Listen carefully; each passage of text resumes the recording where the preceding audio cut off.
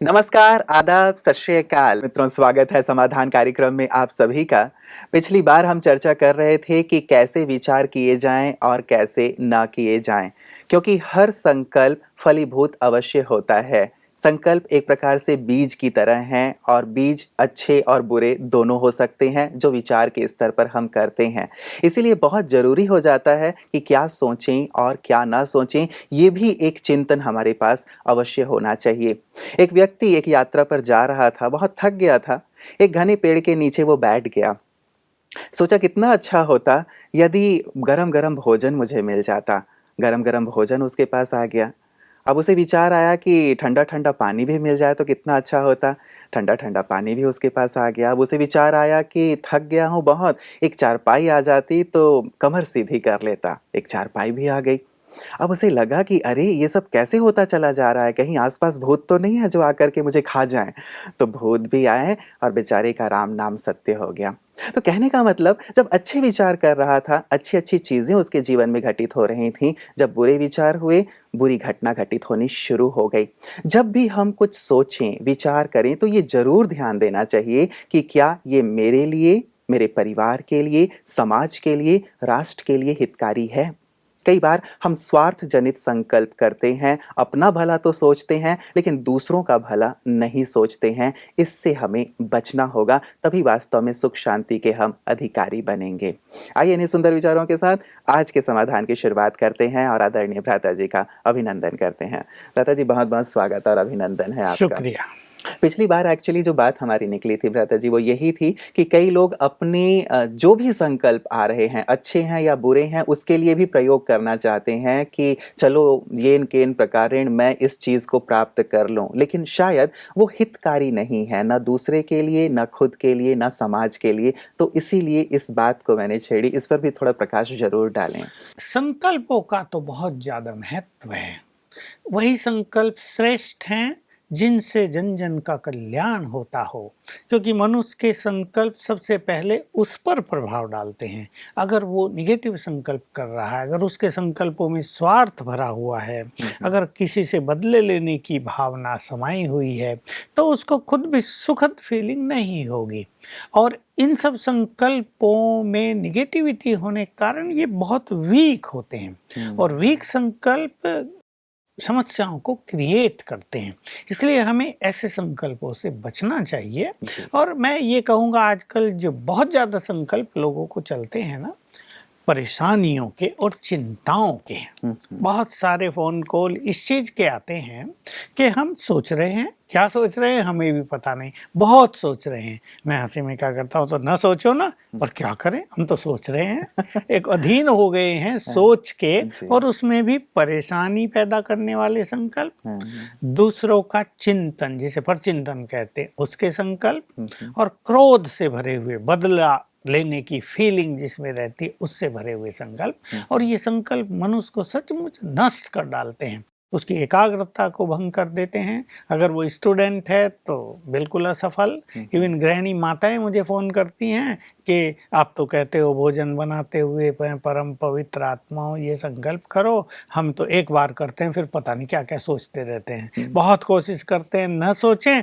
परंतु सोचते ही रहते हैं। जी। तो वास्तव में राजयोग में इस चीज़ की ही शिक्षाएं दी जाती हैं कि हम अपने मन को कैसे नई दिशा दें, हुँ। सुंदर विचार कैसे क्रिएट करें, और वो सभी को सीखना आजकल के परिवेश में बहुत ज़रूरी हो गया है। और वैसे भी कहा भी गया है भ्राता जी, संसार में ये मान्यता है कि पूरी दुनिया को आप जीत सकते हैं लेकिन मन को नहीं जीत सकते। तो कई बार शायद व्यक्ति ये मान बैठता है कि मन को जीता नहीं जा सकता, पवन के वेग के समान है, तूफानी घोड़े के समान है, तो शायद ये मान करके भी उसे छोड़ देता है। मन सोचता रहता है और शायद यही हमारी बहुत सारी परेशानियों का कारण बनता जा मन रहा है। ने मनुष्य को जीत लिया है, ये सारी उल्टी बातें हो गई। क्योंकि मन में आ गए हैं मनोविकार, हुँ, हुँ। और मनोविकारों का आधिपत्य मन पर हो गया है। तो मन में निगेटिविटी का प्रभाव बहुत ज़्यादा हो गया, उसको हम रोक नहीं पाते हैं। जी। इसलिए हमें अपने मन को स्वच्छ करना चाहिए और सवेरे से ये एक सुंदर प्रैक्टिस लेके चलना चाहिए, ताकि हमारा मन कुछ सुंदर विचारों में रमण करे सारा दिन, और इसका प्रभाव दिनचर्या पर बहुत पॉजिटिव होगा। बिल्कुल, और इस बात का विशेष करके ध्यान रखें ब्रदर जी, जैसे शुरुआत हम लोगों ने की थी कि कोई भी गलत विचार जो स्वार्थ से जुड़ा हुआ है, विकारों से जुड़ा हुआ है या फिर दूसरों का अहित करने वाला है, उन विचारों के लिए कोई विशेष संकल्प का प्रयोग ना करें। मान लो दूसरों का हित कोई कर भी बैठे, मैं यहाँ ये कहना चाहूँगा, दूसरों का अहित कर तो दिया, दूसरों का पैसा छीन तो लिया, दूसरों को कष्ट पहुंचा तो दिया, ठीक है, और मनुष्य खुश हो गया कि वाह मैंने बहुत अच्छा काम कर दिया, मेरे पास धन बहुत आ गया, देखा उसे मजा चखा दिया मैंने। परंतु मनुष्य को नहीं भूलना चाहिए कि कर्म की गति कुछ और भी कहती है। जो एक्शन हमने किया उसका रिएक्शन कई गुना होकर हमारे पास वापस आने को तैयार है। मेरे को आज एक ऐसा केस आया जिसमें कोई बहन सुना रही थी कोई दर्द भरी कहानी कि मुझे कितने कष्ट होते हैं, ब्रेन में कष्ट, बॉडी के अंग अंग में कष्ट होता है, मैं क्या करूं। मैंने उसकी सब बातें सुनी और मैं अंदर सोचता रहा। उसे तो मैंने नहीं कहा कि देखिए ये मनुष्य के बुरे कर्मों का ही तो परिणाम है ना। दूसरों का अंग अंग तोड़ा है तो अंग अंग पीड़ित हो रहा है, पेनफुल है, सोने नहीं दे रहा है। तो मैं सभी अपने भाई बहनों को ये कहना चाहता हूँ कि कर्म के प्रभाव को भी ध्यान में रख कर कर्म करें। तत्कालीन सुख मिल गया क्षण भर का, लेकिन सदा काल के लिए दुविधाएं, अशांति, परेशानियां खरीद ली। इस पे बहुत ध्यान देने की जरूरत है। बिल्कुल, आजकल भ्राता जी जो टीवी सीरियल्स आते हैं या इस प्रकार की, उसमें तमाम यही चीज़ें होती हैं कि कोई किसी से जल रहा है, कोई किसी से बदला ले रहा है। तो ये सारी चीज़ें देख कर के व्यक्ति सोचता है कि शायद यही जीवन शैली उन्हें भी अपनानी चाहिए, और कहीं न कहीं वो दूसरों को कष्ट देने में, बुरा बोलने में या टिट फॉर टैट वाली जो नीति है वो अपनाने को ही जीवन मान बैठा है। तो ये कर्मों की जो गुह्य गति है, इस पे ध्यान देना सचमुच बहुत ज़्यादा बहुत आवश्यक जरूरी है, क्योंकि हमारे पास तो बहुत लोग आते हैं, मैं उन्हें कहता तो नहीं हूँ, मैं तो उन्हें समाधान ही बताता हूँ, पर अंदर में साफ दिखाई देता है जिन्होंने दूसरों को कष्ट दिया है वो बहुत कष्ट पा रहे हैं। जिन्होंने दूसरों को धोखा दिया है उन्हें भी धोखा मिल रहा है। जिन्होंने अपने माता पिता से बुरा व्यवहार किया था अब उनके बच्चे उनसे भी बुरा व्यवहार कर रहे हैं। जिस सास ने अपनी बहू को सताया, बहू ने सास को सताया, उनसे भी वही व्यवहार हो रहा है। कोई बीमार था, हमने उसको पूछा ही नहीं बल्कि उस पे कमेंट्स किए, तो दिखाई दे रहा जब वो बीमार हुए उससे भी वही व्यवहार हो रहा है। बिल्कुल साफ नजर आता है कि कर्म की गति से, कर्म के प्रभाव से इस संसार में कोई भी बच नहीं सकता हो। कितना भी शक्तिशाली व्यक्ति हो, मिलिट्री का जनरल हो, किसी देश का प्रेसिडेंट हो, कोई बड़ा संत महात्मा हो, अगर उसने गलत काम किए हैं तो इस जन्म में भी और अगले जन्मों में भी उसको उसका फल भोगना ही पड़ता है। इसलिए हम अध्यात्म में, राजयोग के मार्ग पर सब के कर्मों को प्योरीफाई करने की बात बहुत करते हैं।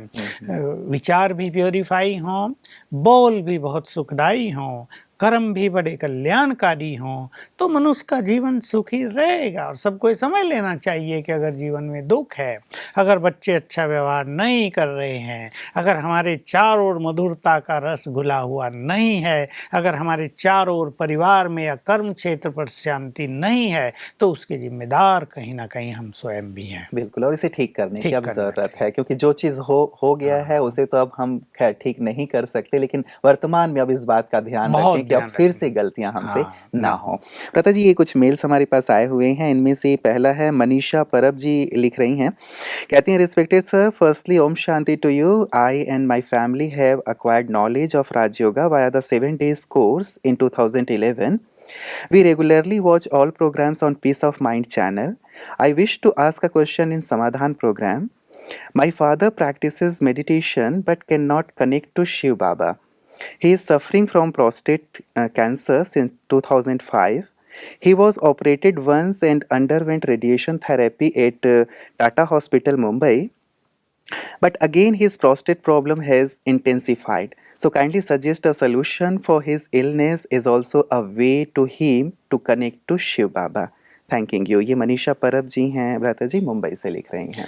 देखिए, ये कैंसर तो आजकल महामारी बनता ही जा रहा है, लेकिन मन बहुत स्वस्थ रहे, चित्त बहुत हैप्पी रहे, इसकी इनको भी बहुत ज़रूरत है और सभी मनुष्यों को बहुत ज़रूरत है।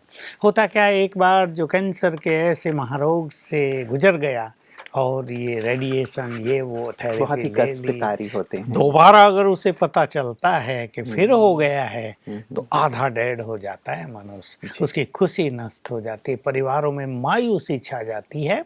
मैं इनको कहूँगा इससे निकलें। ठीक है, दोबारा इनके सामने चैलेंज आया है, पहली बार ठीक हो गया था, अब भी ठीक हो जाएगा। पहले इन्हें ये सुंदर संकल्प अपने मन में करने हैं और अब इन्होंने राजयोग भी सीख लिया है। ठीक है, इनका बुद्धि योग शिव बाबा से परमात्मा से नहीं लगता, लेकिन कुछ चीज़ तो ये कर ही सकते हैं। एक चीज़ इन्हें करनी है कि शिव बाबा मेरा साथी है।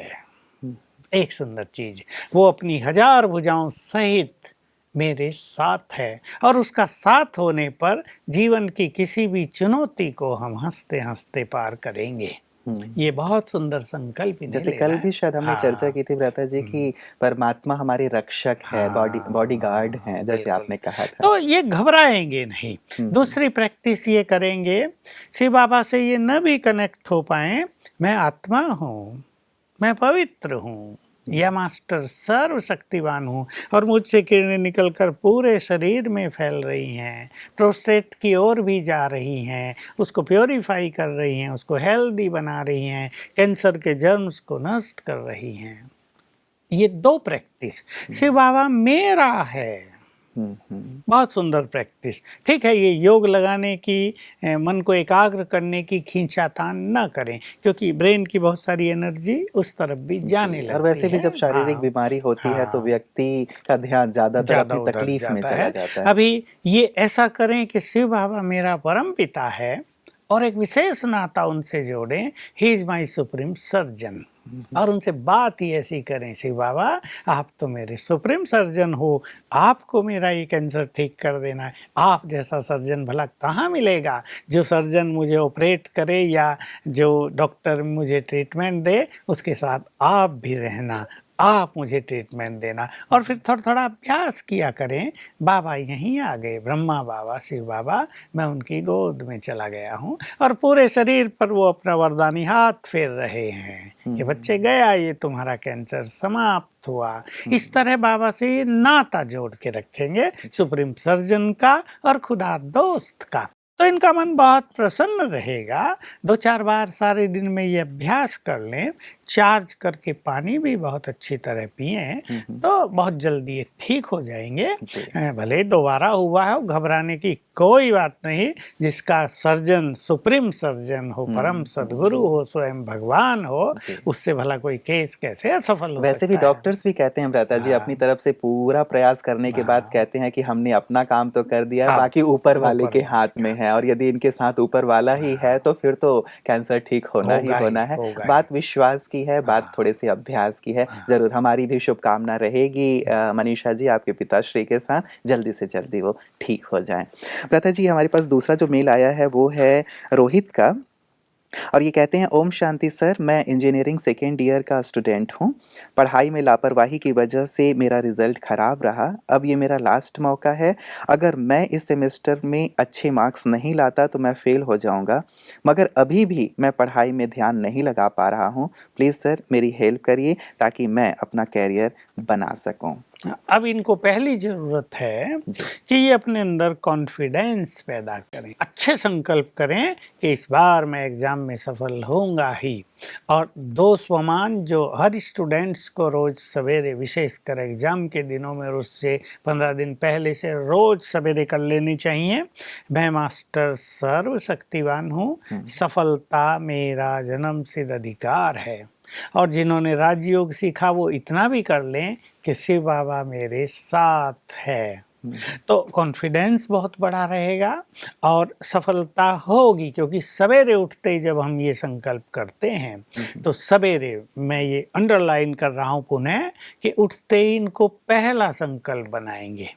जो राजयोग करते हैं, जो नहीं भी करते, अपने परम पिता को गुड मॉर्निंग करें, गुड फीलिंग में, जैसे हम भगवान से मिल रहे हैं, उसे गुड मॉर्निंग कर रहे हैं, वो हमारा माता पिता है। और फिर संकल्प करें, आपकी संतान मैं मास्टर सर्वशक्तिवान हूँ, सफलता मेरा जन्म सिद्ध अधिकार है।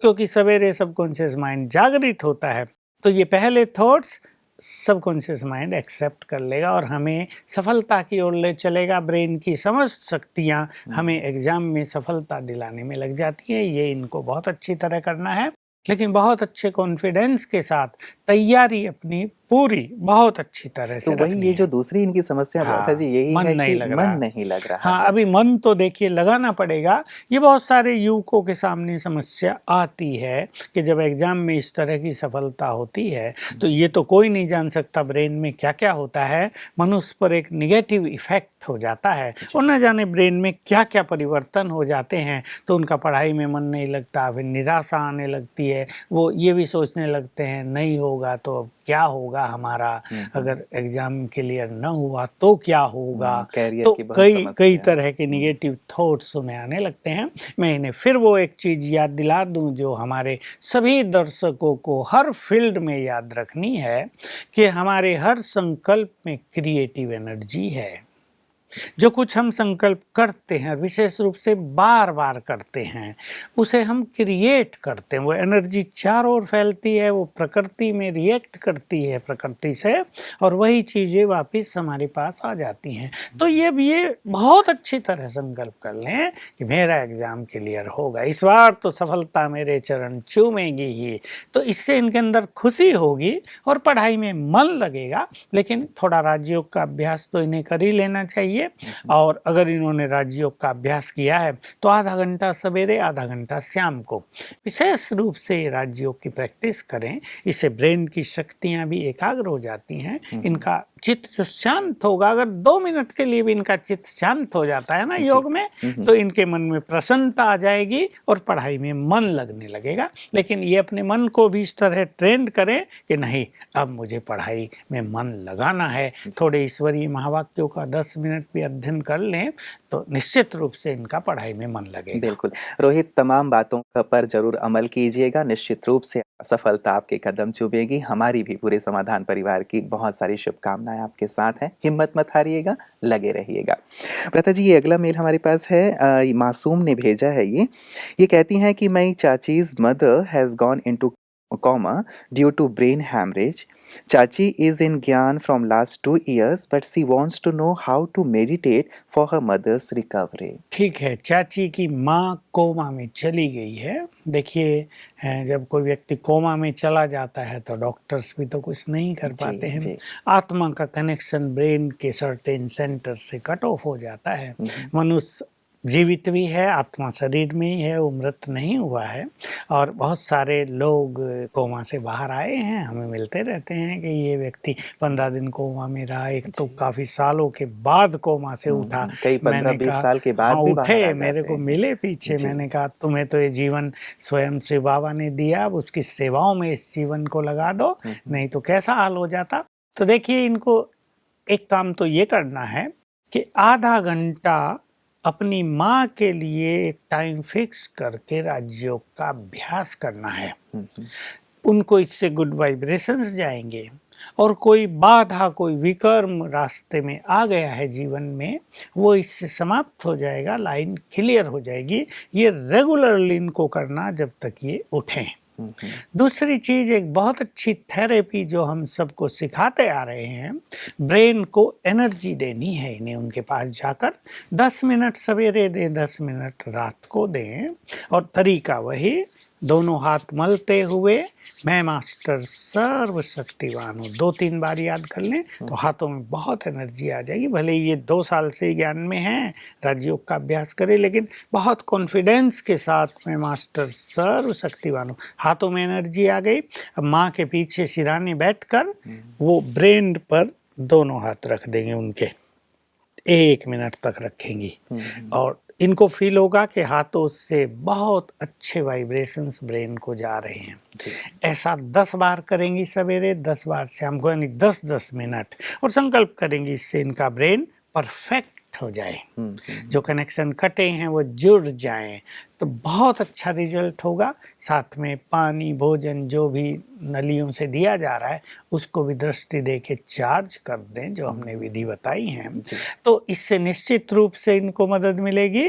और उसके पास खड़ी होकर मन से आत्मा को जैसे आवाज देंगी, मदर जागो, हम तुम्हें जगाने आए हैं, बहुत देर हो गई सोते हुए, है आत्मा अब जागो, शिव बाबा तुम्हें जगाने आया है, जागो। ये मन से बोलना है या मुख से भी मुख बोल से सकते बोल दे हैं? तो अच्छा है, ऐसी स्थिति हो तो मन से बोले, नहीं तो मुख से बोले, बहुत कॉन्फिडेंस के साथ, तो आत्मा में बहुत जल्दी जल्दी जागृति आ जाएगी। चलिए, हमारी शुभकामना रहेगी भ्राता जी, क्योंकि ऐसी स्थिति यदि घर के किसी सदस्य की है तो पूरे घर में एक निराशा का वातावरण छाया रहता है। लगता है कि क्या होगा क्या नहीं होगा, ऐसी जो अनिश्चित जो वातावरण होता है वो कहीं ना कहीं दुख पैदा करता है। हमारी शुभकामना रहेगी कि जल्दी से जल्दी बिल्कुल ये बाहर आ ठीक जाए। बाहर आ ही जाएंगे, जग जाएंगी बहुत जल्दी। जी जी भ्राता जी, ये वसुंधरा ने दिल्ली से हमें भेजा है एक प्रश्न। ये कहती हैं कि मैंने बहुत प्रयास कर लिया है लेकिन मैं अमृत वेला नहीं उठ पाती, उठ भी गई तो योग अच्छा नहीं लगता, नींद का प्रभाव बना रहता है, क्या करूं? वसुंधरा, दिल्ली। ये समस्या तो ऐसे है कि मैं खाना खाना चाहती हूँ पर खा नहीं पाती हूँ, भूख बहुत लगी पर खा नहीं पाती हूँ। लेकिन कईयों के साथ भ्राता जी ये प्रॉब्लम तो है प्रैक्टिकल ही, बेचारे उठ ही नहीं पाते, भले वो 8 बजे सो जाएं लेकिन फिर दूसरे दिन भी सुबह एक 8 केस बजे तक मेरे उठ पास पाते हैं। ऐसे ही आया, वो 8 साढ़े 8 बजे सो जाता भाई। जी। मैंने पूछा कितने बजे उठते हो? कहा 8 बजे उठता हूँ। मैंने कहा ये तो आपने कुंभकर्ण को पार कर दिया। मैंने कहा, तो मैंने उसको सिखाया कि आप 8 बजे न सो, जी। सो 10 के आसपास ही, 10:30 सो। कभी कभी क्या होता है जब ज़्यादा लंबा समय हम सो जाते हैं तो बॉडी में उस तरह की लेजीनेस, उस तरह की वाइब्रेशंस आ जाते हैं, फिर वो व्यक्ति सोया ही रहता है। तो 10 साढ़े 10 बजे ही सोएं। और एक बहुत अच्छा ध्यान तो ये दें कि भोजन कम करना है रात को। ऐसा नहीं बिल्कुल नहीं खाना है, थोड़ा सा कम खा लें और जल्दी खा लें ताकि भोजन हजम हो जाए। रात को सोने से पहले ये कम से कम 21 बार बहुत अच्छा अभ्यास करके सोएंगी, मैं मास्टर सर्वशक्तिवान हूँ। और फिर लास्ट में संकल्प करेंगी, मैं 4 बजे फ्रेश उठ जाऊंगी, 7 बार मैं 4 बजे बिल्कुल फ्रेश उठ जाऊंगी। कई लोग मेंटल क्लॉक सेट करते हैं हाँ, भ्राता ये जी, है वो। तो वो डिजिटल क्लॉक में क्या देखें, हाँ कि 4 बज गए हैं और मैं उठ गई हूँ, इस प्रकार से बिल्कुल, अभ्यास करना ऐसे है? भी कर सकते हैं। क्लॉक आदि न भी हो तो मन में संकल्प कर लें, जी। तो सबकॉन्शियस माइंड इसे रिसीव कर लेगा। और क्योंकि सबकॉन्शियस माइंड रात को जगा रहता है, उन्हें पता है कि मुझे इसे 4 बजे जगाना है, वो इनको बहुत फ्रेश जगा देगा। जी। आप जग तो गए, जगने के तो और भी कई साधन हो जाते हैं, लेकिन मनुष्य जब नहीं जगता तो कोई जगा दे फिर वो सो जाता है। लेकिन ये जो माइंड में थॉट्स भरेंगे, इसका इफेक्ट बहुत ही सुंदर होगा। जी। इनको एक चीज बाद में करनी चाहिए, खाली पेट नहाने धोने के बाद, वो है अनुलोम विलोम प्राणायाम, जिसकी बात हम बहुत करते हैं। भले ही स्वामी रामदेव जी ने उसको चर्चा में लाया है, सिखाया है, लेकिन हमारे सभी लोगों को ये जानना चाहिए कि इससे ब्रेन को एनर्जी, वो ऑक्सीजन बहुत जाती है। और जब ब्रेन को ऑक्सीजन जाती है, सारे बॉडी को भी ऑक्सीजन चली जाती है। तो इससे ये नींद ज़्यादा आना या नींद ना आना, या मेमोरी पावर लॉस होना, या ब्रेन का डल रहना, या डेफिशिएंसी बहुत रहना, ये सब चीज़ें तेज़ी से भर जाती हैं। इसलिए 5-7 मिनट 10 मिनट इसका अभ्यास बहुत करें शांति रोज। से इसका अभ्यास कर लेना चाहिए। अब रही बात इनकी, जो मुख्य है कि इनका योग नहीं लगता। उठ तो गए लेकिन उठ फिर तो अब गए, अब करें क्या? बिल्कुल, और तो भारीपन एक रहता तो है। इनको रात को 10-15 मिनट भी अव्यक्त महावाक्य पढ़ के सोने चाहिए, ईश्वरीय महावाक्य, क्योंकि जिन विचारों में ये सोएंगी उन्हीं विचारों में ये उठेंगे। दूसरा, सवेरे उठते इन्हें खाट छोड़ देनी चाहिए, बेड से अलग हो जाए, और योग करना है ये संकल्प न करके सुंदर विचार करें। हो मुझे भगवान मिल गए, हो मेरे जैसा भाग्यवान तो कोई नहीं, मैं तो बहुत खुश नसीब हूँ, मेरे तो भाग्य जग गए, मेरी तो जन्म जन्म की भक्ति फलीभूत हो गई, वाह बाबा मुझे वरदान देने के लिए बुला रहा है, वो अपनी किरणें डाल रहा है मुझ पर, मैं सारा संसार सोया हुआ है और मैं प्रभु मिलन कर रही हूँ, वो भाग्य बांट रहा है, संसार तो सो गया है, मैं अकेली जगी हूँ, सारा भाग्य मुझे ही मिलेगा। इस तरह का चिंतन करेंगे। तो चिंतन के द्वारा इनका ब्रेन एनर्जेटिक होगा और फिर ये थोड़ा बैठे, थोड़ा घूमे या थोड़ा काम कर ले, घर में थोड़ी भी घूमने की जगह घूमे। अशरीरी होने का अभ्यास, स्वमान का अभ्यास, 5 स्वरूपों का अभ्यास, बाबा से बातें करने का अभ्यास, ये इस तरह करेंगी, धीरे धीरे इनका योग पावरफुल हो जाएगा। लेकिन सुंदर संकल्पों से ये शुरुआत करें, इससे बहुत अच्छा होगा। चलिए, हमारी शुभकामना रहेगी भ्राता जी कि वसुंधरा की नींद भी ठीक ठीक पूरी हो और सुबह अमृत वेला जो सुबह का समय है वो भी भरपूर आनंदमय इनका हो। आज की तमाम जानकारियों के लिए भ्राता जी आपका बहुत बहुत शुक्रिया। मित्रों, वास्तव में जो अंतिम बात चल रही थी नींद की, यदि हमें कहीं जाना होता है, मान लीजिए आपको 2 बजे कहीं जाना है, तब भी तो आप उठ ही जाते हैं ना, क्योंकि एक लक्ष्य होता है कि नहीं, उठना है और जाना है। यहाँ तो स्वयं भगवान सुबह-सुबह वरदान देने को तत्पर हैं और भगवान यदि कहीं आए हुए हैं, मंदिर पे किसी प्रत्यक्ष हो गए हैं, प्रकट हो गए हैं और वो ये कहते हैं कि सुबह 4 बजे आ जाना, मैं तुम्हें वरदान दे दूँगा, जो वरदान तुम्हें चाहिए, तो निश्चित रूप से हम जाएँगे ही, कोई भी जाएगा। तो यदि विचार सुंदर होते हैं, संकल्प अच्छे होते हैं, तो उठना सहज हो जाता है और उठने के बाद भी कुछ अच्छे अभ्यास अवश्य कर लें। धीरे-धीरे कहा जाता है, करत-करत अभ्यास के। यदि अभी आपको अभ्यास नहीं भी है, तो लगातार उठते हुए आप अच्छा अभ्यास करते रहें। निश्चित रूप से आपका अमृत वेला बहुत-बहुत सुंदर और श्रेष्ठ हो जाएगा। हमारी ढेर सारी शुभकामना आप सभी के साथ है कि आपका जीवन बहुत मंगलमय हो। आप जो भी लक्ष्य रखते हैं अपने जीवन में, उन सब में आपको सफलता प्राप्त हो। आज के लिए इतना ही। दीजिए अपने मित्र को इजाज़त। नमस्कार।